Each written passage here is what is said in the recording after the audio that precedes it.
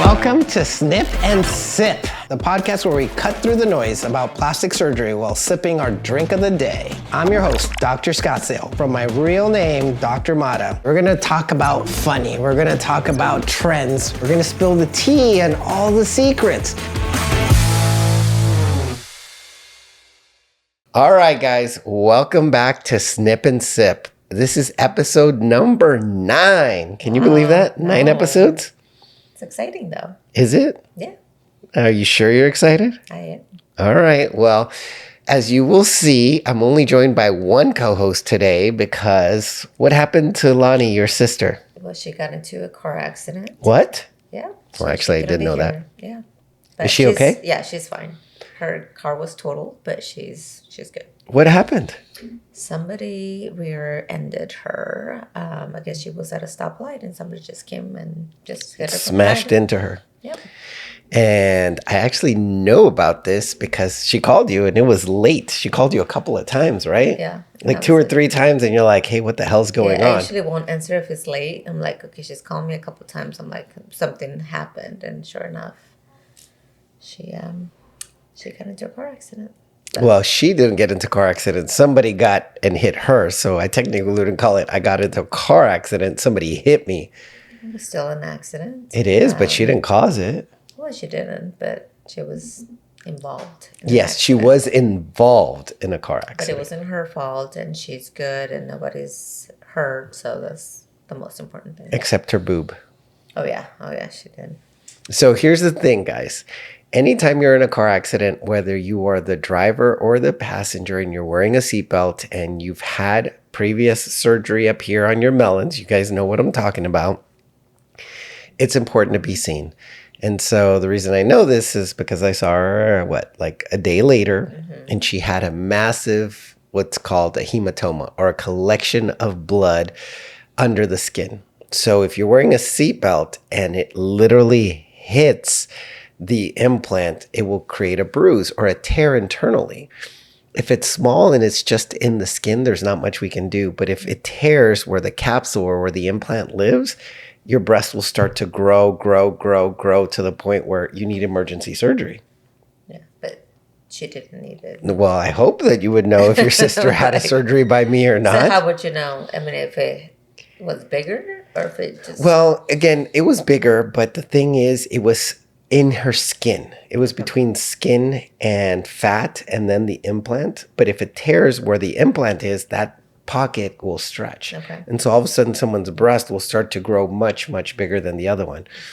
But the crazy part about this is that the hematoma or the bleeding, sometimes if it takes a long time to go away, will dissolve your fat because your body will send what are called macrophages in there to kind of eat it away, but it eats everything. So sometimes it can create divots. Oh, lovely. And that's like a permanent scar. And I told her, like, hey, no alcohol, no drinking, no exercise. You got to let it heal. It's almost like you went back to day one of having a previous breast surgery to let the capsule internally heal well. So if there's divots, what would you do? Maybe fat transfer? Yeah, you would probably have to do some fat transfer, which is pretty freaking crazy that you're like, oh, I was just in an accident and now your boobs are off. And then the worst part about this is we're just talking about the fat, but usually what happens is that the capsule or the scar tissue where the implant lives will tear. As it heals, sometimes it doesn't know when to stop healing. So then you get what's called a capsular contracture. That's where the implant gets really hard and really firm. And all of a sudden they start to look distorted. But it can take up to a year to see those results.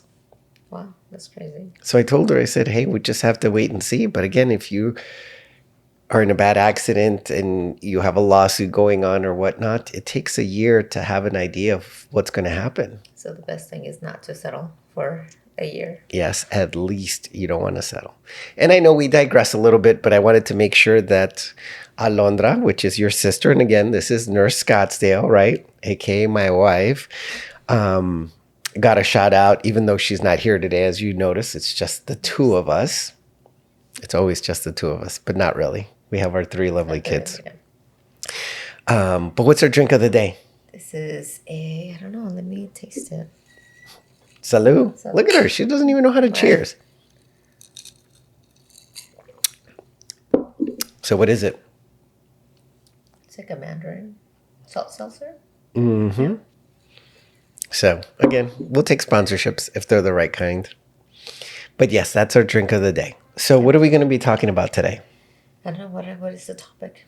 The topic is one that is kind of hard to talk about, but it's one I think we should talk about. Okay. It's called bad surgeons, bad plastic surgeons. Okay.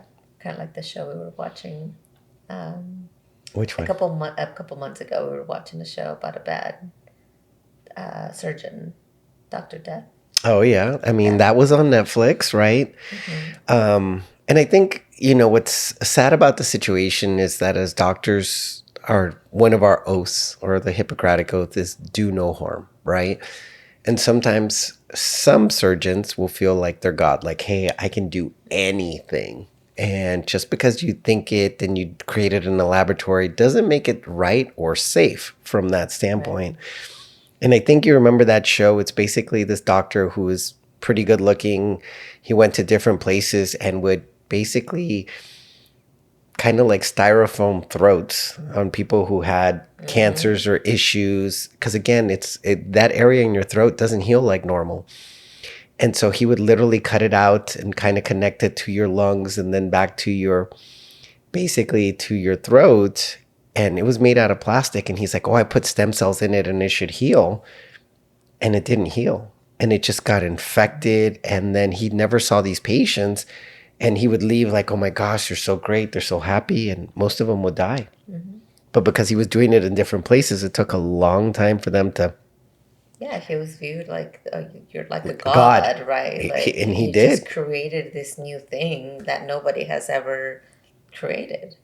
I mean, it sounds really cool. And I mean, as a patient, you're like, oh my God, I'm getting this world famous surgeon to do this surgery for me that nobody else can do. And you end up dying, which is really sad.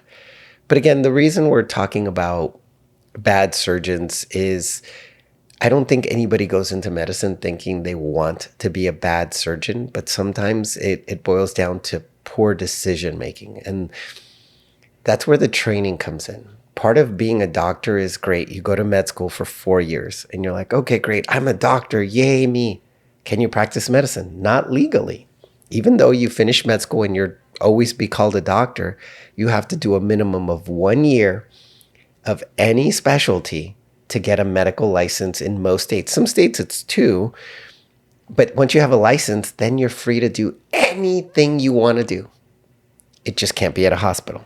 So you can do surgery at your office if you have one. Correct. Even though you're not certified to be any kind of doctor, because most specialties, even if it's family medicine, psychiatry, OB-GYN, internal medicine, pediatrics, those residencies take a minimum of 3 years. OB's 4, psychiatry's 4, family internal pediatricians are 3 years minimum. Your first year is called the intern year. And the reason it was called an intern is because you were interned. You were almost stuck at the hospital for the first year. And so it's like you pay your dues, but you learn enough about actually taking care of human beings, because medical school teaches you the books. You get a little bit of hands-on training for year 3 and 4, but then you haven't really taken care of anybody. You still have somebody supervising you. But once you get that medical license in the state that you're going to practice in, you can literally open up an office and say, hey, I'm a plastic surgeon. You just wouldn't say I'm a board certified plastic surgeon, but I'm an OB, I'm a psychiatrist, I'm a neurosurgeon. And legally, you can do anything you want in your office, which is pretty crazy, right? So I could go get my license or become whatever kind of doctor, and I can do like brain surgery if I wanted to. If you could convince somebody to let you do it in the office, you could. And I wouldn't get in any kind of trouble? Well, if you got away with it, sure. But by law, a doctor can practice the scope of medicine, which is all-encompassing. That's kind of scary. It is. I mean, I think the biggest example would be like brain surgery, right? That's usually done at a hospital because you don't want to take the skull off and look at brain and do stuff. And neurosurgery is literally one of the longest residencies, which is 7 years. And I think they shrunk it down to 6, but it's still one of the longest residencies. And part of being a plastic surgeon is we rotate through neurosurgery. That means we spend at least a month with them to see what it is that they do. And I mean, it's pretty intense. They're legally allowed to have more hours worked per week than any other surgical specialty, at least when I was training.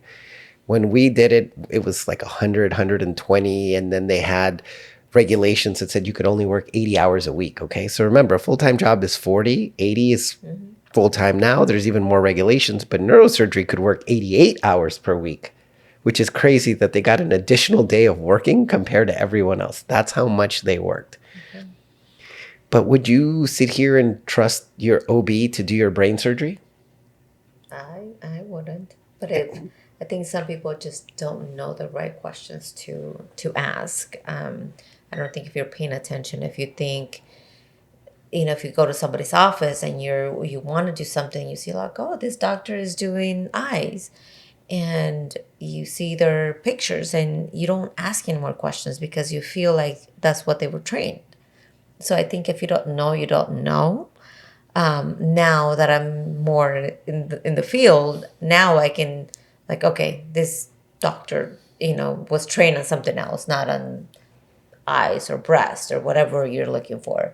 So I know I have a lot of clients that I know they can't come to our office because they can't afford it, and they want to go somewhere else, and they ask me, hey, I'm gonna go here, maybe a different state, or it's like, and then they show me I'm like, okay, well, what kind of doctor is it?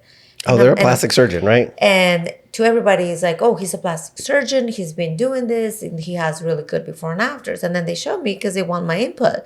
And I'm never going to say, oh, don't go there. Don't go, come to us. Because like I said, I know not everybody can afford to come to us.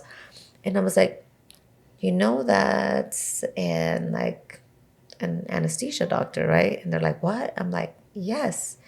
And it's like, no, he's a plastic surgeon. I'm like, actually, he's not. Or I get other ones, I'm like, he's an ear, nose, throat doctor, right? What? He's a plastic. I'm like, no, he's not. Like, you can see what he was trained on. And people just like get so shocked. They freak out. I thought he was a plastic surgeon. He's like saying, I'm like, but he's not. So you don't know how many people like have like showed me like, I'm going here. Like they get all excited. I'm like, he's a dentist, right? He's going to do your boobs, but he's a dentist. And they get so shocked when they find out the truth. And like I said, they might be great at what they're doing, but they just didn't know that they were not plastic surgeons. It's like I said, the topic is bad plastic surgeons, bad surgeons in general. And I think this is where the misinformation that's out there is there should be rules and regulations that say what you are board certified in, meaning you've taken tests, you've done the residency, and you get a certificate that says, I am a board certified blank. Yes, you can do anything else you want in your office. I could be an OB and I could say, I'm a board certified plastic surgeon, I am. But hey, you know what? I want to deliver your baby. Why don't you come see me in my office and we'll deliver your baby?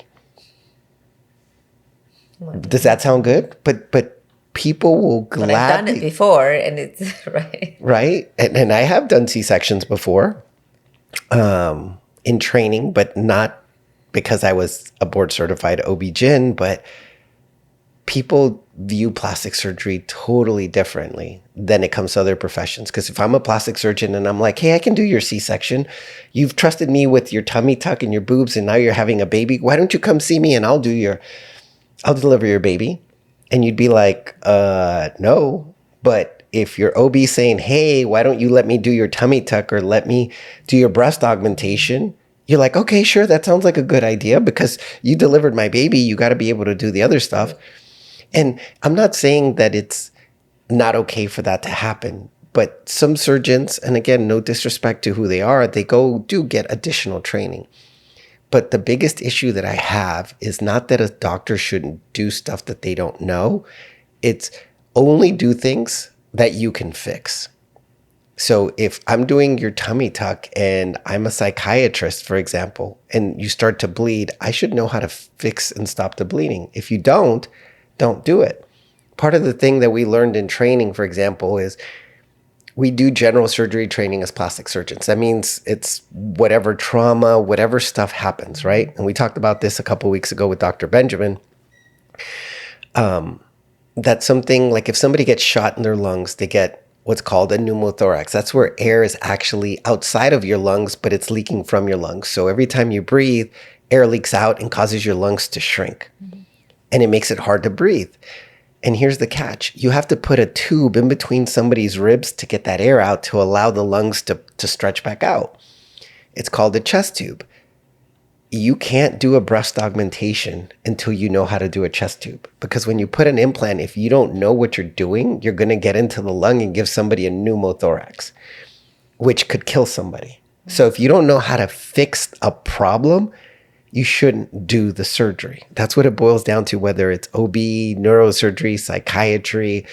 And like I said, medicine is not an exact art. It is called the practice of medicine. We are always practicing to be better because there is no such thing as perfection, because your body's different than my body, than everyone else's body. So, I mean, there is some good doctors out there who are not plastic surgeons. Absolutely. Who do great surgery. We're not saying that don't go to anywhere else that they're not plastic surgeons, because some are really good. Absolutely. I totally agree with you. I actually trained with a surgeon from London, and actually he wasn't a surgeon. He was an ER doctor that I would call him a savant when it came to liposuction. He was so gifted when it came to liposuction, but he had been doing it almost, I think, 17 years when I met him. But he could lipo better than me from that standpoint, but he just got it. And, you know, we never got into the topic, but again, I respect people that know what it is that they're doing, but yes, they ventured outside of their lane, but they're sticking to what they know that they're good at. Not like, hey, great, I'm an ER doctor. Let me do boobs. Let me do tummy tucks. He's like, I just do lipo. That's the only thing that I do. I don't sit here and do facelifts or I literally just do lipo. And to me, lipo is one of the hardest things that you do because it's hard to be precise. But again, he was phenomenal. And like I said, I went to go train with him because I thought he was that phenomenal and I didn't care what his background was. But it's one of those things that just made me a better surgeon. And this is where, yes, we shouldn't gatekeep as plastic surgeons, but you have to understand that because we don't gatekeep, not everybody is like that individual who was from London, brilliant. I mean, literally brilliant when it came to that specific set of things. But you understand that people that go into plastics or cosmetic surgery, the reason they're going into it is for the money, plain and simple. It's not because, hey, I love this. It's because it's elective. You are getting paid to do something that is medically unnecessary, but is going to help people feel better. And like, there's nothing wrong with that. But I would say most people that couldn't get into plastics will do something else and then take the back door to get in there. I think there was a case about not that long ago of an ENT doctor, or ear, nose, and throat, otolaryngology, who was advertising himself as a plastic surgeon. Mm-hmm. Telling everybody, hey, I'm a board certified plastic surgeon. And he was board certified facial plastic surgeon. And that's the thing. You specialize from the head and neck. And so truly they are board certified facial plastic surgeons. But when you remove the facial part and you say plastic surgeon covers from head to toe. Mm-hmm. And he was listing these things. And people were like, oh, well, you said you're a plastic surgeon. You just remove a word. It wasn't even about adding a word, but it was literally removing that word that made people be like, why would you remove that word? Mm-hmm. You know, and again, it's not that it's right or wrong or that I'm saying whatever I'm saying from the perspective. I just want you guys to be educated and make sure that, hey, if they have 1,000 before and afters and they were an OB, but they do the best facelift, there's nothing wrong with that. You just have to understand what it is that you're getting. So if you have a situation, hopefully they know how to fix it. Wouldn't you agree? Yeah, absolutely. I mean, I think there's also plastic surgeons who are not as gifted as and they're horrible. I mean, absolutely trash. And I hate to say this, but just because you're board certified does not make you a good doctor. Plain and simple. Wouldn't you agree? I agree. I mean, you've had exposure before you became a nurse to follow some people around, mm-hmm. right? Yeah. And what did you know before you met me and realized the difference of what a plastic surgeon and cosmetic surgeon was? So at first I thought it was the same thing. So I was like, okay, plastic, cosmetic. I mean, they're the same thing. They might. I mean, because I saw both, right? And I just didn't know the difference. I thought maybe the type of training they got, but I didn't think of one being better than the other. So, They were basically the same, but right? now that I know, I'm like, oh, okay. So I know why they're called cosmetic surgeons because they can't be called plastic Plastic surgeons. surgeons. But yeah, And and I think and again, plastic surgeons are very particular individuals. I'm very picky about certain things, not everything, but a lot of things. And I think that's what makes you a good surgeon. Obviously, you got to be particular. You got to look at things. You got to analyze. You got to do all these things. OCD. Yes, a little OCD when it comes to stuff, but that's kind of what you want. You want a perfectionist when it comes to your body because you only get one, right? Yeah. But if you're sitting here talking about American Board of Plastic Surgery, American Board of Psychiatry, American Board of Obstetrics and Gynecology, American Board of Neurosurgery, and American Board of Internal Medicine, American Board of Pediatrics, they are all licensed by the American Board of Medical Specialties, ABMS. And then the people that wanted to do cosmetic surgeries who weren't in there couldn't say, well, like, how can I get some kind of certification? So they created their own called the American Board of Cosmetic Surgery. They're not part of American Board of Medical Specialties, ABMS. They just said, hey, we're going to create our own. And so now anybody who's wants to say, hey, I'm board certified cosmetic surgeon, they created their own certification. But the guidelines and stuff that they're doing is much better than it used to be because now they have better tracking, but it's still not the same. I mean, it takes a minimum of 3 years to say you're a board certified plastic surgeon in addition to other training. Theirs is, hey, you have 1 year. And I was having this conversation with some of the staff in my office is cosmetics is the easiest part, at least in my opinion, of the entire scope of plastic surgery. And the reason I say it's the easiest is because, for example, for breast reconstruction, when somebody has cancer, you're supposed to make them a breast when they have nothing. If you have small breast, you still have a nipple, you still have skin, you still have a little bit of fat. So you're working with something. When you're reconstructing, usually you're making something from nothing. So the scope of what you're working with is totally different.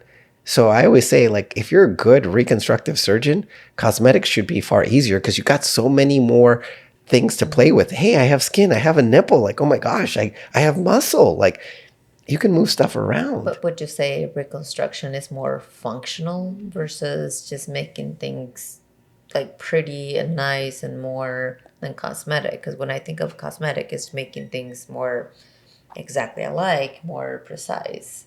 When I think of reconstruction, it's just making things functional. I would say yes, absolutely. The meaning of plastic surgeon, you're like, where would they come? Do they work with plastics, right? Can I bring my own plastic? I know, right? Plastikos, to be precise, is Greek. Okay, it means to mold to shape. And that's what plastic surgeons do. We mold and shape things either from something to nothing, or we're borrowing from our left hand to put in our right hand. And to answer your question, yes, reconstructive surgery is about form and function. But the better the reconstructive surgeon doesn't just focus on form and function, they focus on form, function, and what it's going to look like. So that way, if you just form, function, and how pretty it looks, and now you take two of them away and you're just worried about the pretty part, that makes it easier, right? Because you're not worried about the other stuff. This is why, to me, my most favorite procedure is cleft lips, right? Because it is a functional surgery of putting muscle back together, but you worry about how pretty it's going to look because that's the scar this kid and the world is going to see on them for the rest of their lives. So to me, it's like one of the greatest surgeries ever because you're taking something that wasn't there, a lip, a vermilion, a white roll, dry border, muscle, fixing nose, all in one surgery. And you're like, oh my God, in 3 hours, you can almost change this person's life forever. Is that making you excited? It is. It is. Yes, I will be going to Africa, specifically to Ghana. And within Ghana, we are going to fly into Accra, which is the capital. And then from there, we're taking a bus ride to go to Tiki Man. and this will be year 2 of going to Africa. And so I think this year for sure there should be at least one cleft lip and one cleft palate, I think, which I didn't get to do any of those last year. But that's my thing. That's my jam, you know? I mean, that's why I became a plastic surgeon, was to do that. And if I did that every day, it'd be heaven on earth. But even at, let's say Phoenix, because we're here at Phoenix Children's Hospital, one of the best children's hospitals anywhere in the United States, let alone the world. Maybe if they're lucky, they might do 20 a year. Wow, because it's just not as prevalent here. It's not.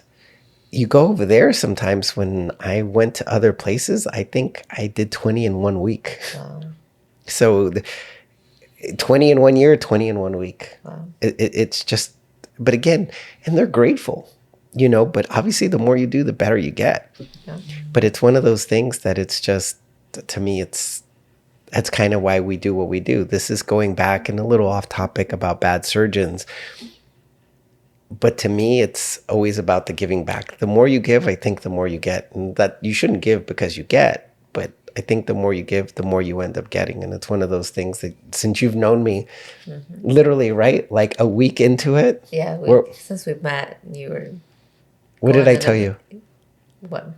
When we first met? Yeah, that you were going to be gone. And you didn't want me to think that you were... not replying back to my messages. This was before it was called ghosting, guys. Yeah, so you didn't want me to, think you were ghosting me, but yeah, you were leaving the country. Thing, you were going to Guatemala on a mission trip.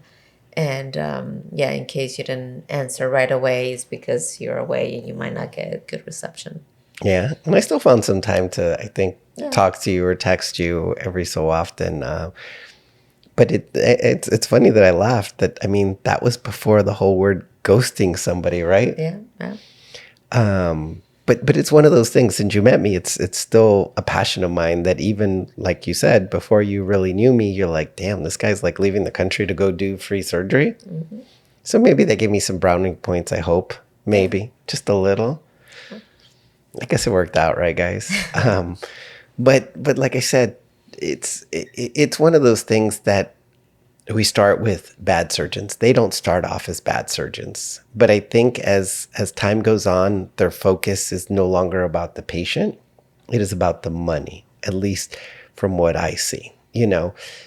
And I think when people do it for the wrong reasons, the more they chase the money, the less they're going to get it. The more issues there's going to be with somebody because you're doing things you shouldn't be doing. Right? I'm sure you see that even with your injectables. Yeah, sometimes it's more like quantity versus quality. Like they just want to see a lot of people just in and out, and just, push fillers and they don't care what they look like. And like I said, I think the scope is just do what's right. Doing the right thing. And sometimes doing the right thing means you're not going to make money. And I think the hard part for me is I've been exposed to so much bad stuff that's happened to people. And then they come see me and I'm like, ooh, what do I do for this? And I know how to fix problems and I know how to do all stuff, but these individuals have paid money to somebody else to fix them. So is it my job as somebody who runs a business, who has a family to support, to do free surgery in the US when somebody's already paid for it? I think there's a fine line, right? Yeah. I mean, if I went and fixed everybody that I saw who had bad surgery, we would go broke, right? I mean, we wouldn't have any money because nobody was paying us and all we were doing was fixing stuff. And, it's hard because it makes it really hard for me. But and most doctors, if you've had surgery elsewhere, I don't see those patients. Like they have no interest because there's nothing in it for them. You've already spent your money. You have no more money. And so why would they see you? I still see the patients. Yes, we do charge a consultation fee. But I still see the patients and I give them my professional opinion of what it's going to take for them to get themselves better. If that means this or that or whatever, my job is to help them to the best of my abilities till they get better. But it's hard because I tell them, I said, you paid somebody to take care of you. Yeah. Go back to them. Well, sometimes they don't trust those doctors anymore. especially if they got botched, or maybe those doctors don't want to see them anymore. Well, I don't think it's that they don't want to see them anymore. It's just that's the right thing to do. They Like if lose somebody has, trust, I think, and they just don't want to go back. and I agree with you. I think, we've all been through situations with professionals. It doesn't have to even be medical professionals, but professionals that you trust that whatever they're telling you is the best thing for you, right? But people will lead you astray. Wouldn't you agree? I agree. Okay. Do you have any experiences that you can think about where you've seen bad plastic surgery? I've seen, I think, a lot. Like I said, some of the clients that I have that have gone somewhere else, and they literally showed me pictures of what they look like afterwards, where maybe certain areas couldn't be closed because they cut too much skin and they were literally left open. And they had to stay like overseas or like in a different state for a lot longer than what they were supposed to, because they were trying to get those wounds healed and treated. At least they were willing to take care of them while they stayed in town. Well, some had to like leave with an open wound, and then once they got here, they were treating it, that they had to spend a lot more money than what they anticipated. But like I said, I feel like that could happen maybe to a lot of people, or is it maybe not as common to cut more skin and then just not being able to close a patient? I mean, I've never seen it before, so I was like, I didn't want to tell the patient like, oh my God, this is so bad. I mean, the scars look Atrocious. horrible because it was open, so it had to heal, and it was like it just stretched out. It's hard because have I ever not closed somebody? No. Has somebody busted open because they've done stuff they shouldn't have been doing? Yes, it's happened. I think sometimes it's our job as physicians to protect our patients from themselves. And what I mean by that is you wouldn't operate on somebody who's a smoker and somewhere where you're removing a lot of skin because there's no blood flow, so the skin could die. And that's not the patient's fault. That's our fault for taking the case. And in my early days, the patients would tell me like, hey, I don't smoke, and I'm trusting them, do the surgery, and something happens. Oh, by the way, I'm a diabetic. I forgot to tell you. Those are poor decisions. And like I said, if your doctor doesn't have all the information, they're not going to make a good choice. I think most people want to make a good choice, but that comes with being honest. And the times that I've had issues, it's people not letting me know about stuff. And that doesn't mean that I don't have issues even to this day, but when you have an issue, I'm going to be here for you. If I need to see you every day, we're going to literally see you every day until that issue gets fixed. And ultimately, that's going to mean we're going to need another surgery. And this is the one tidbit that I want you guys to really, really understand is no surgeon is perfect. Not me, not anyone else, unless God comes down and does your surgery for you and he snaps his fingers and you're like, hey, it's all done. There is no perfect surgeon. They don't exist because there is no perfect body.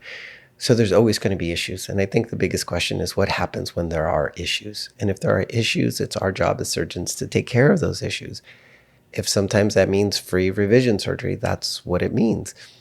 But if the surgery is done properly, but the patient's not doing something right, I will still do this revision surgery, but you might have to pay for something, not to me, but it takes time for other doctors, for the operating room, for all those things. Well, the team that has to that work. that all of a sudden there might be fees associated with that, and everybody thinks like, oh, hey, you did my surgery, it didn't work out, it didn't look good, so I don't want to pay to do it again. And sometimes you have to understand that the starting point of fixing a car might not be the same. Your car might be more broken than someone else. Even though the outside looks good, all of a sudden you're like missing an engine, and you understand that we're going to get you as good as we can, but your car might only go 5 miles an hour instead of 60 miles an hour. And so it's one of those things that it hurts every doctor, I would assume, especially me, when somebody says, hey, I'm unhappy, you mess me up. I'm like, okay, great. Let's talk about what is off.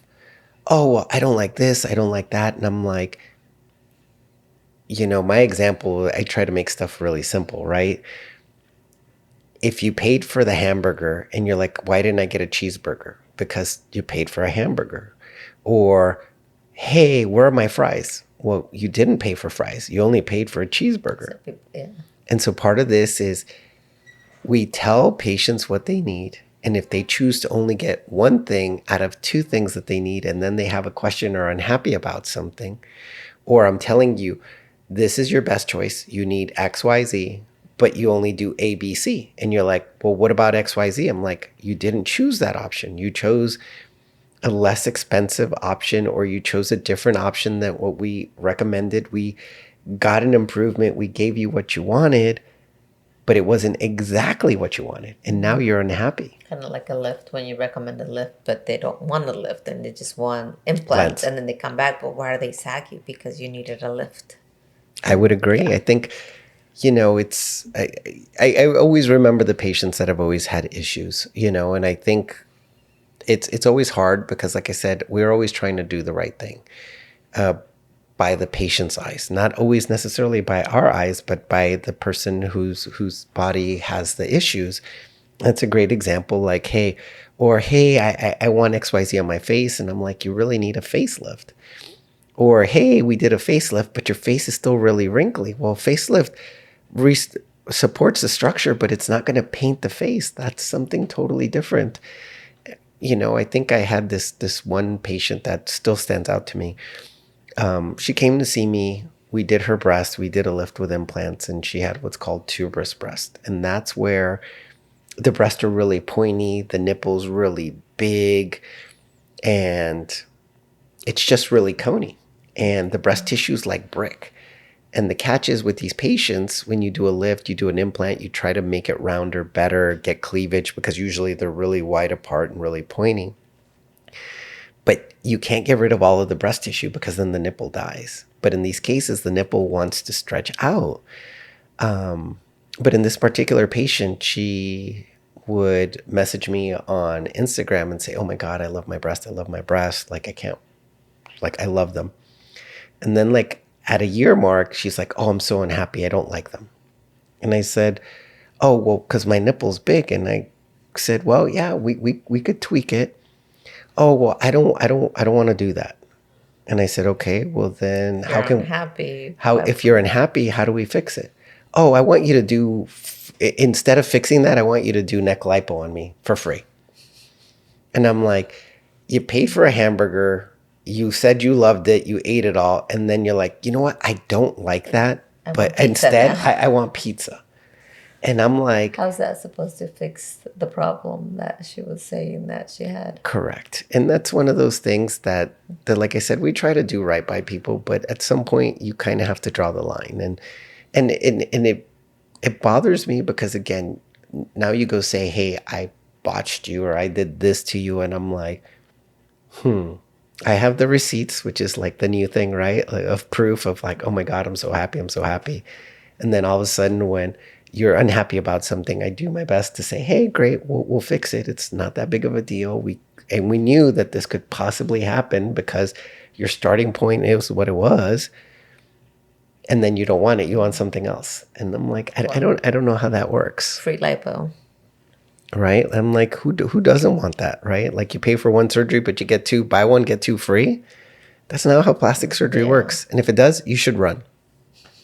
Right? I think you were telling me about somebody who wanted a facelift, right? Yeah. And what did they go over the story? Because this is a good intro to understanding red flags of what is a bad surgeon. So this person went in for a consultation, and I think they got her in right away, and they told her, hey, by the way, we can do it tomorrow, and we have this price, and we're gonna give you like last year's price, but it has to be done tomorrow. And she's like, wait, like, I have to like think about it. Like, I have to go home and think about it. But this is the price. Like, it has to be done today so we can do the surgery tomorrow. And I was like, seriously, who pushes somebody to do surgery, especially the next day? I mean, would you not need labs? Make sure you go over your medical history.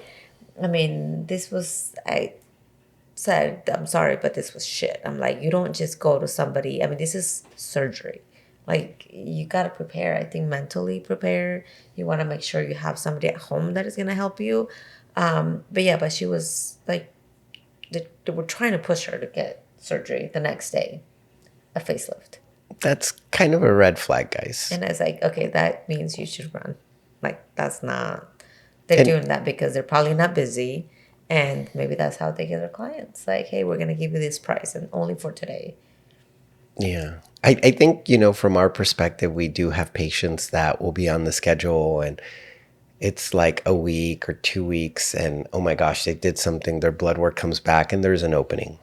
So sometimes that happens. So I could see that. But for me to see you today and say, hey, I'm going to operate on you tomorrow and I've never met you, never had anything, I'm not okay with that. Well, no. And part of that is, yes, I think you should have blood work. Even if you're doing the procedure under local and it's something like that, you technically don't need lab work. You can literally, like, hey, I meet you, everything looks good. Okay, great. Let's get you on the table and do it right now. But how do you know, like, that I'm going to bleed or something? You Like, don't. You're just trusting that what the patient is telling you is the truth. And they're like, oh, I don't have bleeding problems. Good, go ahead. And again, at that point, you understand it's about the money. It's not about the patient. And yes, you have the ability to do this and that, but I don't know. I think that's a really, really hard one. And especially when it's the price is only good for XYZ. And sometimes it is.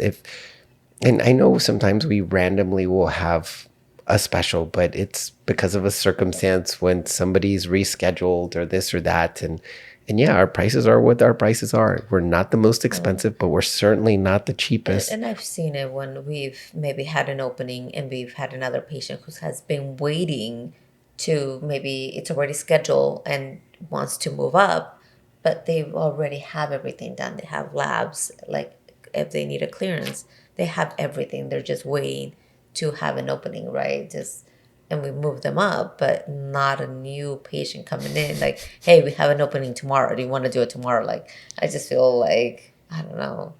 That's a really, really hard one. To each their own. Everyone's going to run their practice the way they do it. And again, it's really easy when it's under local, right? Because you don't need anybody. You literally need a doctor, anesthesia, and maybe somebody to help them. That's it. You don't need any help. You literally do it awake. And that's one of those things that, like I said, everyone's comfort level is different. But remember, if there's no anesthesiologist, it's going to cost less because that's one less person you have to pay.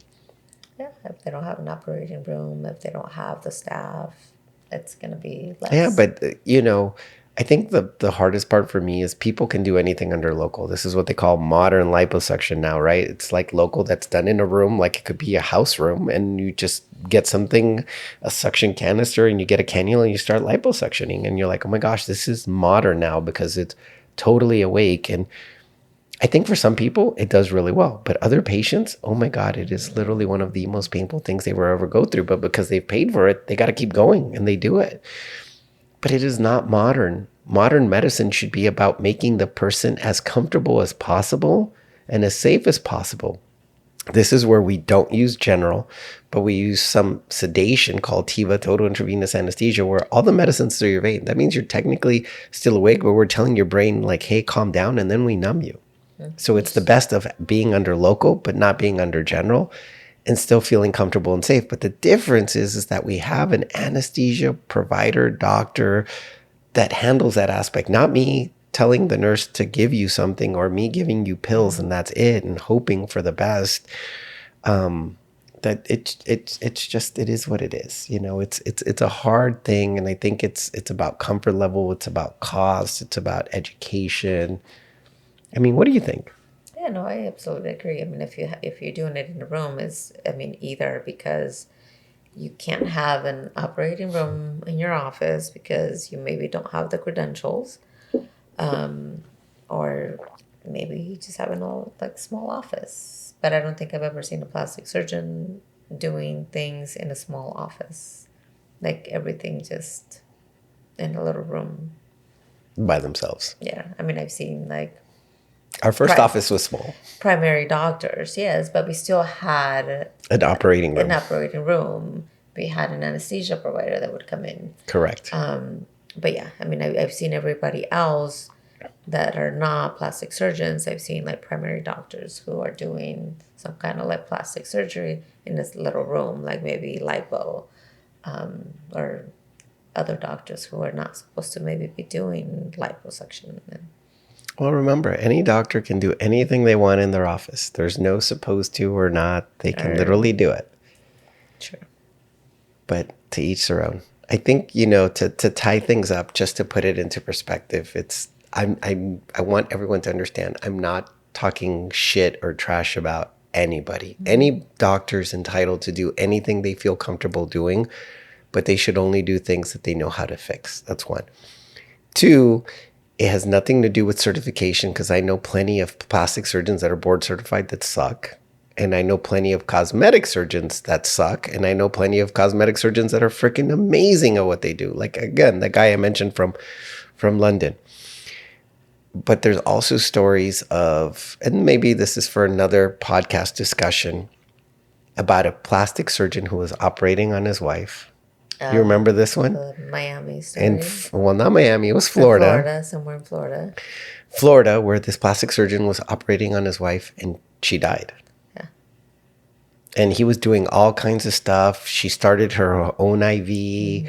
He was doing injectables, doing some stuff. And I guess he had some help, but he was like, oh, she's fine. She's fine. And he kept working, and I guess she wasn't fine. I don't remember the entire specifics of the story, but it raised a lot of questions about. I think he got arrested. He did, because I don't think he called 911 he didn't. away. He didn't call 911 until it was too late. Mm-hmm. But then there's always the question, well, did he do all this because he wanted her to die? Because maybe he didn't want her around? Or maybe did she... I don't know. I mean, she was the one that started her own IV. Did she give herself like some kind of medication that she shouldn't have? That she shouldn't have. I mean, well, because again, according to what I remember, is the people that worked for him were helping, but she took a bunch of pills, like just a handful of pills, and there was no documentation of what she took, and this opens up a slippery slope about what is medical legal and whether you should operate on family. Because I've operated on you, not by choice, but again, I didn't trust anyone else to take care of you or to do the things that you wanted done. But all the paperwork was filled out. Everything was documented. I had no say in terms of like the medication. We had an anesthesia provider. We had all these things that fall in line, and none of that happened with this doctor. And so it's one of those that only time will tell. And again, he was a board certified plastic surgeon doing surgery on his wife, which I know a lot of plastic surgeons have operated on their significant others, whether it's wife, girlfriend, whatever. Maybe there's those playboy plastic surgeons that like, hey, I have a girlfriend, I'll do surgery on you. And then once she's done, she moves on and you get another one and you operate on them. I can see where it's kind of easy if they have like a cancellation. It's like, hey, I need this done. Can you just do it? And I'm sure being the wife, he's going to talk him into doing anything pretty much. A little gluck before. Yeah. So, like I said, maybe she could have taken things that she wasn't supposed to because she thought she could handle it. And then as they were doing the surgery, they gave her more. But again, there was no anesthesiologist. I know, but she has an IV. So I'm sure they were giving her medication and she already took some. They add more to it. And I don't think they were checking her vitals either, which I think is another slippery slope, that if you do anything and you're giving patients something, you have to monitor their heart rate, their blood pressure, their oxygen, all these things. And again, like you said, you don't know what she took. Exactly. And, when it's like, oh, it's family, it'll be easy, fine. It'll be fine. I mean, maybe I've done this, once they or had twice. Kids. Yeah, that's what I'm saying. Maybe he's done that once or twice and everything has been fine. It just so happened to be the one time that things were not fine. And like I said, and again, this is to wrap up the fact that just because you're a board certified plastic surgeon doesn't mean that you're a great surgeon, and that it opens the possibility to being a bad surgeon. Yeah. And again, I wouldn't call it a bad plastic surgeon. I would just call it bad decisions, right? Like most doctors don't want to be bad, but they make poor decisions. And maybe that wasn't about money because he wasn't getting paid to do that. Okay. But he was maybe trying to do something that he thought his wife would appreciate, but it was too much. Yeah. But again, how do you say no to your significant other that you love beyond the end of the world? Yeah. I tell her no all the time. But you don't. Like I have to beat her off with a stick. Yeah, right. I'm the one like trying to be like, come on. Now, if you want to be happy, you have to Do surgery on your wife. So what's the word of the day? What is the word of the day? You don't remember? I don't. Come on. You don't know the word of the day? I don't. What is it? It's revisions. Revisions. Okay. Revisions is a word. So what are we giving away this week? Do you remember? A free consult. Yes, you're going to get a free consultation with me. That is a value of $500 if you want to be seen in person.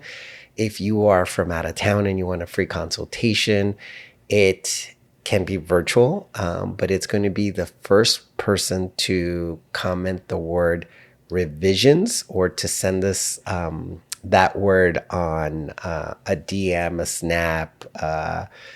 We're on X. We're working on an OnlyFans, by the way, but not for both of us, but for surgeries.